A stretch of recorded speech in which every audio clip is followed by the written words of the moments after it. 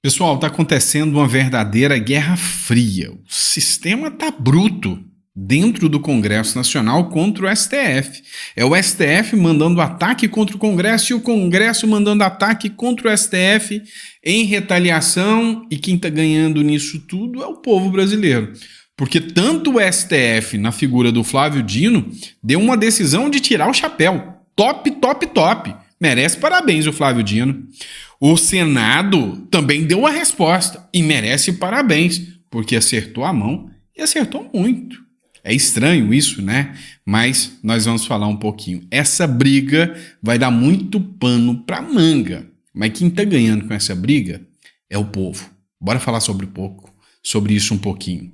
Também quero falar com vocês sobre um vídeo que o Metrópolis divulgou. Agora a casa caiu para o Pablo Marçal. Vocês viram que a última denúncia é gritante. Acabou. E eu falei para vocês que todas as denúncias que a mídia fizer, eu vou colocar contra o Pablo Marçal. Nós vamos falar sobre isso, tá bom? Então não esquece de se inscrever, curtir, compartilhar, tá bom? Vamos lá. Antes de entrar no vídeo... inscreva-se, tá? Isso ajuda muito. Você tá ajudando bastante já. Vamos lá.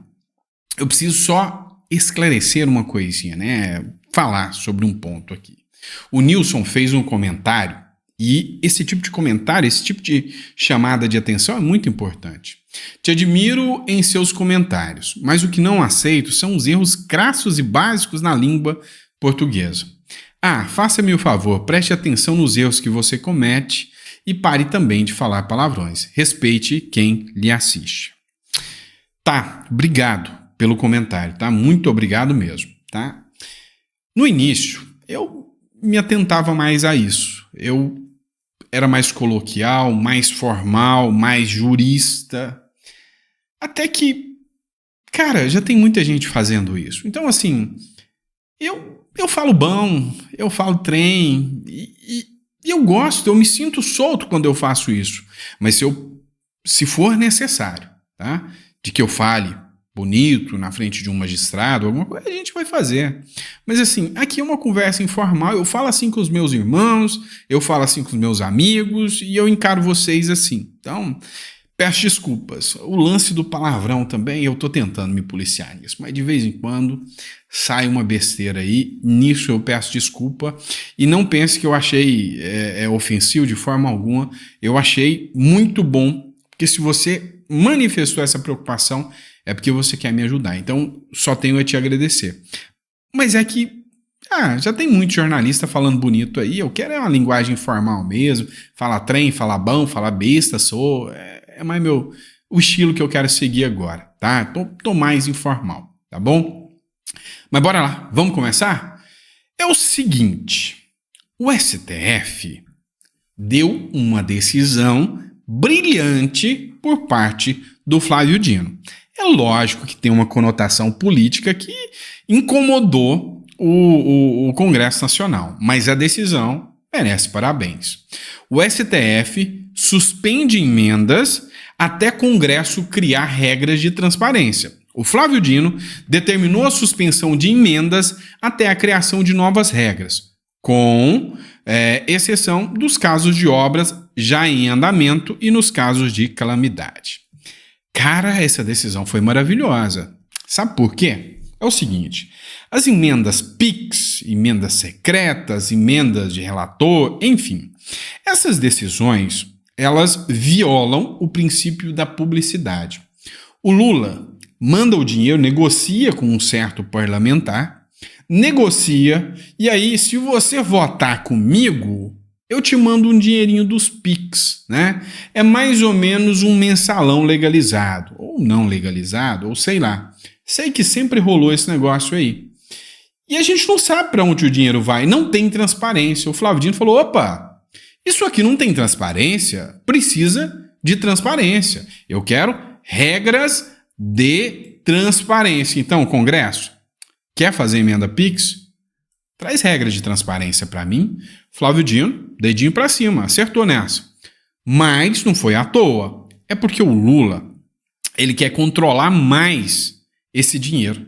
Ele quer saber se o Lula passando para um deputado X, se esse dinheiro vai para apoiar os candidatos do Lula. Porque pensa, vai que o Lula faz um acordo, olha, eu vou fazer um acordo com você, vou te mandar uma emenda Pix aqui, e aí você vai e apoia um candidato bolsonarista, depois eu não tenho controle disso, eu também quero escolher o dia que eu vou pagar, e também o Lira encarou isso como um verdadeiro de um calote, afinal o Lula já tinha se comprometido a pagar, agora o Dino vem, amigo do Lula, e falou, opa, não vai pagar? Então é por isso que o Congresso ficou incomodado, mas a decisão do Dino foi boa, favoreceu o Lula, mas a decisão foi boa. E aí o Congresso falou, eu vou dar a resposta mais cedo ou mais tarde. E o Lula, feliz da vida, com o STF, sempre solícito, pronto para ajudar a democracia do Lula, o Lula fez uma medida provisória. Nessa medida provisória, o governo federal liberou um catiquinho de dinheiro, né? Pouco dinheiro, né? Liberou, e nem essa notícia aqui, é essa aqui. Medida provisória do Lula libera 1,3 bilhão para o Judiciário e Ministério Público, ou seja, din-din, né? 1,3 bilhão que ia para o STF, ia para o Judiciário, para o Paulo Gonet, para o Judiciário, para o Ministério Público. Então, eles estavam felizes da vida. Como que isso ia? O Lula sabe que tem o orçamento. O que é o orçamento? Funciona assim. O Congresso cria a lei do orçamento depois que a União faz o seguinte. O Lula, vamos colocar Lula e Congresso. O Lula manda para o Congresso e fala, eu vou gastar isso aqui, eu preciso de tantos bi. E aí o Congresso fala, então vamos fazer uma lei que te autoriza a gastar esse tanto de dinheiro. Certo. De repente o Lula fala, opa, lembrei, tem mais um pouquinho que eu quero gastar, eu quero dar 1,3 bilhão lá para a turma do STF. Como você vai fazer? Orçamento extraordinário, né, com uma medida provisória. Ok. Só que isso vai para o Congresso depois. E aí, em reação ao STF, o CMO, né, Comissão Mista do Orçamento, rejeitou a medida provisória do Lula que destinava 1,3 bilhão ao Judiciário. É mais ou menos o seguinte, peraí, você tirou o meu dinheiro, também vou tirar o seu. Não vem dinheiro para mim, esquece esse 1,3 bilhão que não vai para vocês também, mas não vai não. E aí, foi uma retaliação. Todo mundo sabe disso, né? Se fosse em tempos normais, as emendas continuavam e o dinheiro chegava no Judiciário. Então, briguem bastante se tiver que ter decisão boa como essa que vocês tomaram. Aí o Caporeso fez a publicação aqui, ó, o Congresso rejeita a liberação de dinheiro ao Judiciário, né? A Comissão Mista de Orçamento rejeitou uma medida que abre crédito extraordinário de 1 bilhão e 300 milhões de reais para o Poder Judiciário, naquilo que vem sendo interpretado como uma retaliação do Legislativo ao Judiciário pela suspensão do pagamento de qualquer emenda impositiva, até que haja regra mais clara e tudo mais. A gente ficou muito nessa questão política, né? Porque fez, é retaliação, não é retaliação. O volume de dinheiro te chama atenção também, Garinho? Chama atenção. Agora, independentemente da motivação, se foi retaliação ou não, a rejeição do ponto de vista econômico é saudável. A gente está falando, Colombo, do judiciário mais caro do planeta. Mais caro do planeta. Continuem retalhando-se entre si, se for para o negócio ficar bom assim. Tá certo? Continuem, briguem, tá? O Caporeso comentou o seguinte, o judiciário mais caro do planeta. Brasil, o país onde a realidade não condiz com o mundo criado por aqueles que têm a caneta na mão. A conta simplesmente não fecha. Pois é. Pelo menos uma boa notícia, né? O nosso dinheiro não foi usado em vão. Vamos de denúncia contra o Pablo Marçal? Cara, depois dessa denúncia aqui, né, o Pablo Marçal enganou uma influenciadora. Sabe, depois disso aqui o Pablo Marçal tinha que ser preso. Será? Dá uma olhada. Olha o que ela disse. Eu acordava 4h57 da madrugada. Não, título. Influenciadora revela como foi enganada por Pablo Marçal e o relato viraliza. 171, Marçal. Pra assistir Pablo Marçal. Tá, pode rir agora. Não, eu vou rir. Ela acordava 4h57 pra assistir o Pablo Marçal. Tem que rir dela. Sim, eu acordava 4h57. E se eu não me engano é 4h57 mesmo, porque 4h59 já era muito batido, sabe? Ele queria andar fora da curva, que nem ele fala. E basicamente...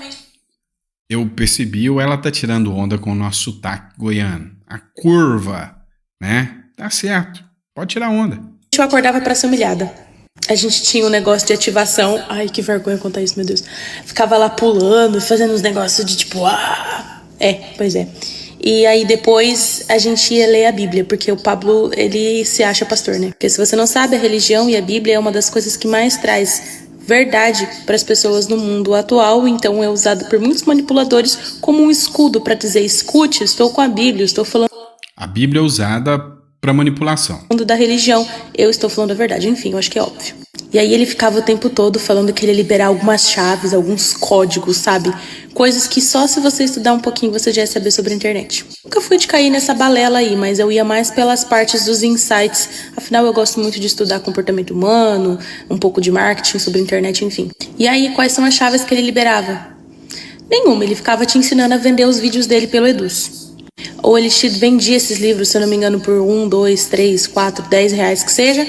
Aí você comprava em massa, geral comprava e ele fazia um montante ali em cima de todo mundo. E ele dizia que ia dominar as massas, né? E se bem que ele não tá errado, porque ele já conseguiu com os ricos, com os evangélicos, agora é com os pobres. Vou acordar... Que denúncia grave, meu Deus! O Pablo Marçal fez ela acordar cedo, fez ela fazer exercício, ficar pulando, fez ela ler a Bíblia e falava que as pessoas tinham que aprender a vender, ou, se fosse o caso, se quisesse, podia comprar um dos livros dele.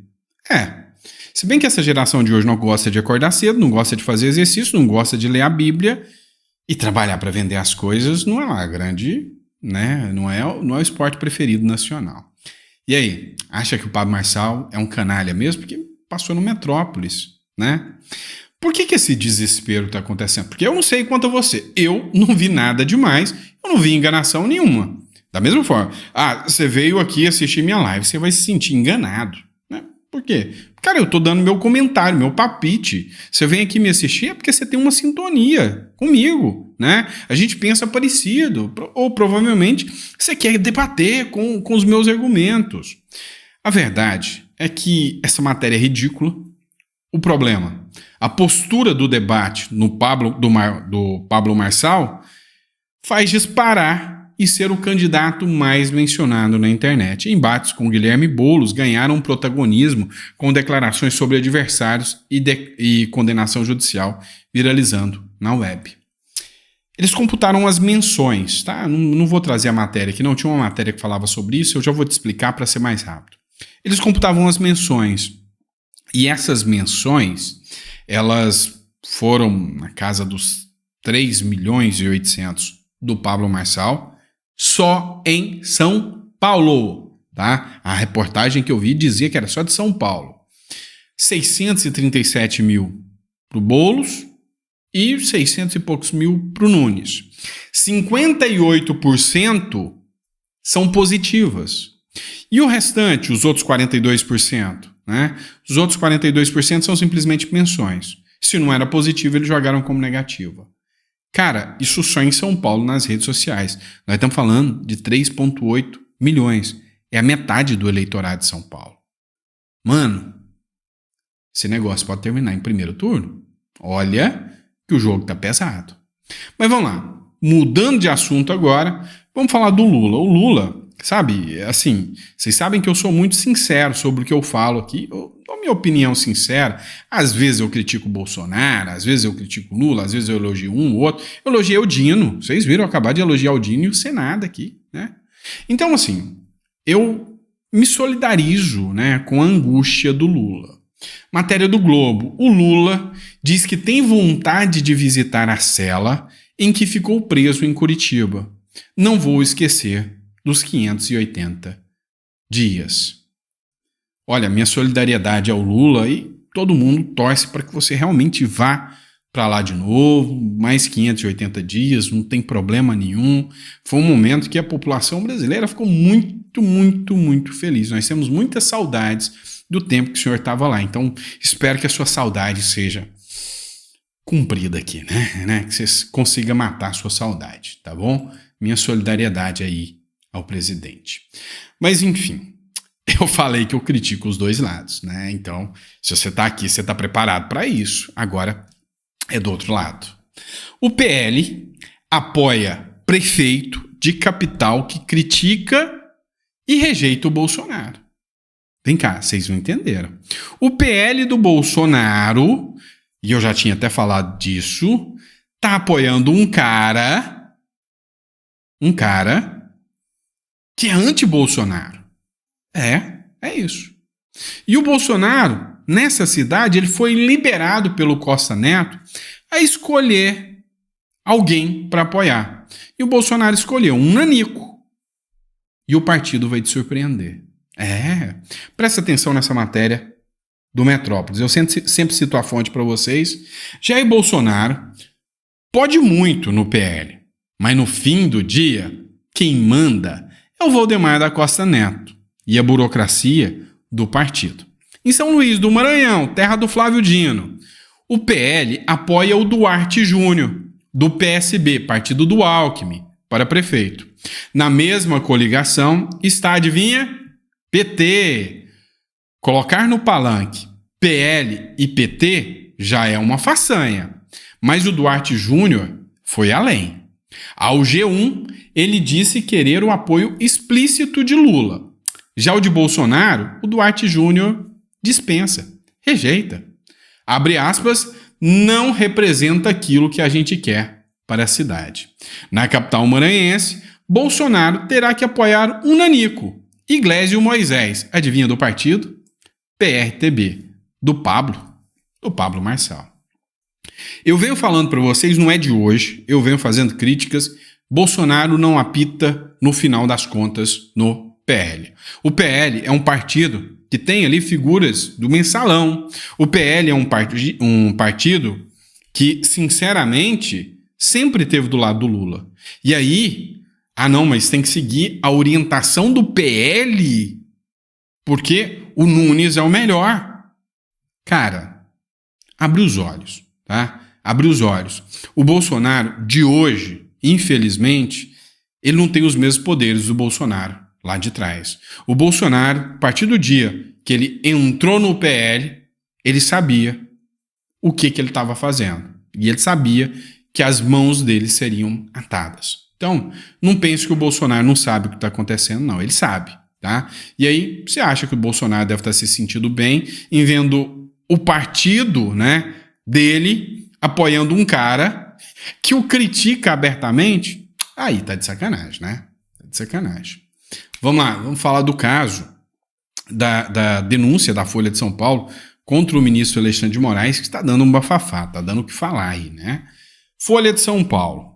Órgão do TSE, olha a última denúncia, acessou dados da Polícia de São Paulo após pedido informal de segurança de Moraes. Olha isso.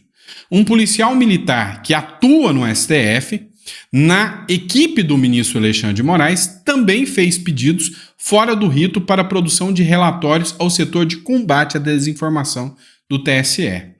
Diálogos do WhatsApp obtidos pela Folha mostram que não foi apenas o juiz auxiliar, o Ayrton Vieira, principal assessor de Moraes no STF, que solicitou por vias informais levantamento de dados a Eduardo Tagliaferro, então chefe da assessoria de enfrentamento à desinformação.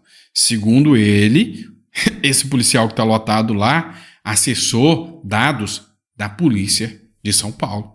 Aí vai falar que o TSE, sem uma ordem judicial, tem poder de polícia para acessar dados de um órgão estadual, violando assim até o Pacto Federativo. E não para por aí não. O jogo é mais pesado ainda. A Folha de São Paulo, ela falou que tem 6 gigabytes de informação. E a cada rebate contra a Folha de São Paulo, ela vai soltar uma informação nova. É difícil explicar isso aqui. Então, o que eu percebo hoje? o consórcio de mídias, a Folha de São Paulo comprou a briga, porque segundo o Zé de Abreu, se ela perder essa briga, a Folha de São Paulo vai ser fechada pelo Alexandre de Moraes. É o Zé de Abreu que falou.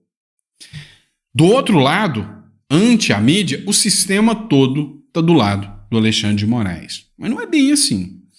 STF, Procuradoria-Geral da República, PT e governo Lula se unem em apoio a Moraes após revelação de mensagens. Ou seja, novidade para ninguém. Não que o PT vá fazer força, mas anunciou aí um apoio ao Alexandre de Moraes. Já o Metrópolis anunciou o seguinte: Carmen Lúcia disse que Moraes teve enorme papel nas eleições de 2022. A gente sabe disso. E ela elogiou, enalteceu o Alexandre de Moraes na atuação dele contra o Bolsonaro, digo, nas eleições de 2022. A gente sabe disso, tá? Só que alguns pontos chamam a atenção. Como, por exemplo, o fato de que o Alexandre de Moraes falou: isso não me intimida em nada, isso não me preocupa em nada. No mesmo dia que a Folha de São Paulo soltou essas notas e essas matérias, o Elon Musk, com o X, soltou pedidos informais do STF para que o X banisse perfis. Um deles é o Ed Raposo. Alexandre de Moraes dobrou a aposta. Moraes aumenta a multa contra Elon Musk por descumprimento de decisão. O ministro do Supremo Tribunal Federal, Alexandre de Moraes, aumentou o valor da multa contra a rede X do bilionário Elon Musk pelo não cumprimento, das ordens de derrubar as redes sociais, inclusive do Marcos Duval. Ou seja, mostra que o Alexandre de Moraes dobrou a aposta. O blog do Noblar fez uma matéria dizendo o seguinte: olha, as investidas contra o Alexandre de Moraes fazem com que ele dobre a aposta. Então, o que acontece? Não vou me intimidar, eu acho que eu estou agindo certo e eu vou partir mais ainda para cima de quem está me acusando. Entendeu? Então, foi para cima do Elon Musk, prisão do Oswaldo Eustáquio, prisão do Alan dos Santos, enfim, foi para cima sem dó. A Globo fez uma análise da situação, publicada até pelo Deltan Dallagnol. A Globo News diz o seguinte: os ministros do STF defenderam o Moraes em público, mas nos bastidores estão reclamando da atuação do ministro Alexandre de Moraes. Ou seja, está causando um incômodo muito grande em relação aos demais ministros que estão tendo que apagar fogo, porque o bolsonarismo já passou, pelo menos a nível de ações que o Alexandre de Moraes já fez até agora. Está na hora de deixar isso para lá, que isso está atingindo a imagem da Suprema Corte. Tanto que isso está dando repercussão que o STF teve reunião discutindo encerrar o inquérito das fake news para barrar o impeachment de Moraes. A oposição apresentou o impeachment de Moraes e o STF já articula acabar com o inquérito das fake news que deu tantos poderes ao ministro Supremo Alexandre de Moraes. Resultado: a pressão da Folha já deu certo, o inquérito das fake news já pode cair por terra e aí abafa o caso, o Alexandre de Moraes perde poderes. E aí a situação se apazigua para não chegar ao ponto de um impeachment do ministro do Supremo Tribunal Federal. Mas aí o negócio não parou ainda não. Tô com 23 minutos, vocês desculpem, mas o bicho tá pegando aqui, tá? Parou não, porque recebeu o nome, Vaza Toga, essas denúncias do Glenn Greenwald, que também foi o responsável pela Vaza Jato, e agora chama de Vaza Toga, estão dando muita repercussão. E aí tem um cara que posava de herói, que era o grande herói nacional durante a Lava Jato, que foi o alvo da Vaza Jato, que sabe, falou nada não, deixou quietinho que de herói já não quero mais nada não. Cobrado por silêncio, o Moro criticou a Vaza Jato, mas não mencionou o caso do Alexandre de Moraes. Não, também. Não é doido, Vai falar disso? Já está com o mandato ali por um fio, E aí? Mais pessoas foram criticadas. Luiz Camargo, por exemplo, apoiador do Bolsonaro. André, terrivelmente covarde Mendonça, chamou o ministro Supremo de covarde, e o capacho Nunes Marques chamou o ministro do STF, o Nunes Marques, de capacho. Não vão se pronunciar. Então, a pressão sobre o pronunciamento pegou muita gente. Tem uma matéria que depois eu vou trazer sobre o Jorge Seife, que é senador que se elegeu com a bandeira bolsonarista. Ele não falou nada sobre o caso Alexandre de Moraes e, num determinado momento, ele citou a atuação do ministro Gilmar Mendes, chamando o Gilmar Mendes de verdadeiro pacificador nesse caso. Meu amigo, muita coisa está sendo exposta na República das Bananas. Então a gente vai continuar acompanhando aqui. A gente sabe, tá tensa a situação. Mas ainda bem que você tem eu aqui, né? Pra gente poder falar, pra poder bater um papinho, mesmo com erro de português, é assim que eu gosto, sobre o que tá acontecendo na política. Fechou? Você gostou? Ó, eu te prendi por 26 minutos, vocês vão divulgar que eu te enganei, que eu prometi que eu ia falar sobre muita coisa, um vídeo sobre o Pablo Marçal, que eu fiz você perder 26 minutos.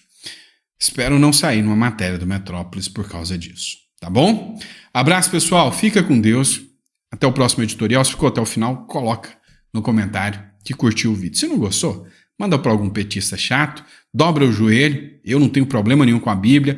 Pede para Papai do Céu para amanhã a gente poder estar aqui para mais um bate-papo logo de manhã. Até a próxima.